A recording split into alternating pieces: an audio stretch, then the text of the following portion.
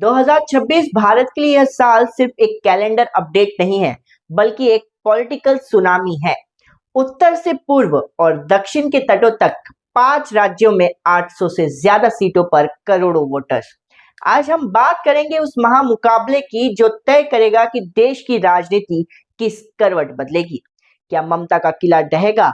क्या दक्षिण में थलापटी विजय का जादू चलेगा? और क्या असम में बीजेपी हैट्रिक मार पाएगी? कमर कस लीजिए, क्योंकि आज हम इलेक्शन 2026 का पूरा कच्चा चिट्टा खोलने वाले हैं।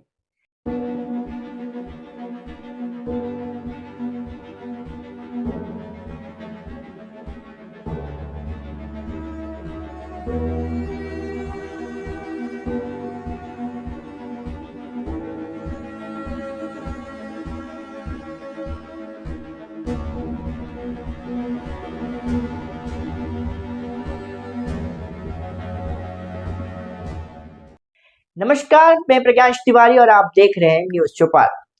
तो शुरुआत करते हैं उस राज्य से जहां राजनीति का मतलब है जंग, पश्चिम बंगाल। यहां दीदी का तृणमूल और बीजेपी के बीच की लड़ाई अब पर्सनल हो चुकी है। बंगाल में इस बार मुद्दा सिर्फ विकास नहीं बल्कि सुरक्षा है। सिलीगुड़ी कॉरिडोर और सीमा सुरक्षा पर राजनीति चरम पर है। स्पेशल फैक्टर की बात करें तो बजट 2026 में बंगाल को मिला है दनकुनी सूरत फ्रेट कॉरिडोर और Varanasi Siliguri high speed rail.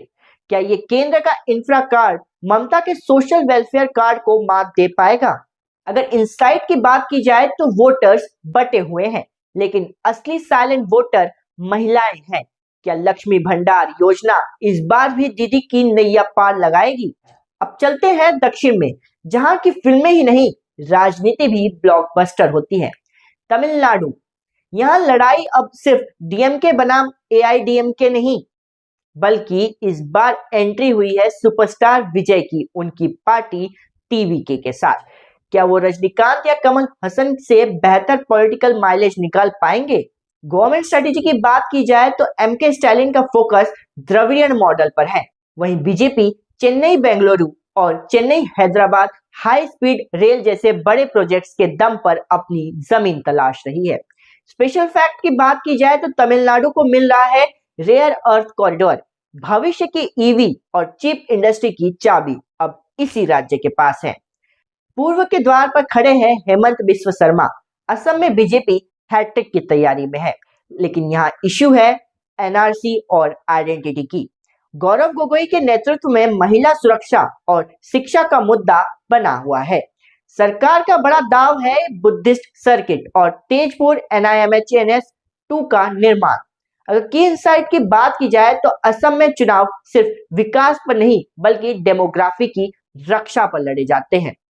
BJP का नारा साफ है, जीरो टॉलरेंस अगेंस्ट इन्फिल्ट्रेशन।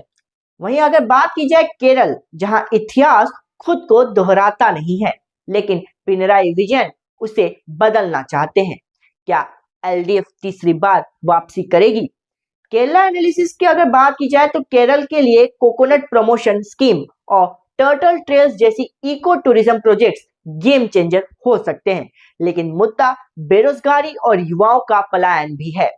वहीं अगर बात की जाए पुडुचेरी की तो छोटा केंद्र शासित प्रदेश, लेकिन दिल्ली की राजनीति का आईना। क्या एन रंगासामी की सरकार टिक पाएगी या बीजेपी यहां पूरी तरह टेक ओवर करेगी? अब बात करते हैं बड़े पिक्चर की। चुनाव आयोग ने इस बार स्पेशल इंटेंसिव रिवीजन यानी SIR किया है, यानी वोटर लिस्ट की एकदम गहरी सफाई। असम को छोड़कर बाकी सब जगह इस सख्ती से लागू किया गया है। 2026 के चुनाव में सिर्फ राज्यों के मुख्यमंत्री नहीं चुनेंगे, ये 2029 के लोकसभा चुनाव का सेमीफाइनल भी है। क्या विपक्ष का इंडिया गठबंधन यहां एकजुट होगा या बीजेपी का विकासवाद और हिंदुत्व का मिश्रण फिर बाजी मारेगा? राजनीति में कुछ भी तय नहीं होता, बस संभावनाएं होती हैं, और 2026 संभावनाओं का सबसे बड़ा महाकुंभ है। आपको क्या लगता है, क्या बंगाल में ममता की पकड़ ढीली होगी या तमिलनाडु में विजय कोई करिश्मा करेंगे? कमेंट्स में अपनी राय जरूर बताएं। वीडियो पसंद आए तो लाइक करें और सब्सक्राइब का बटन दबाना ना भूलें।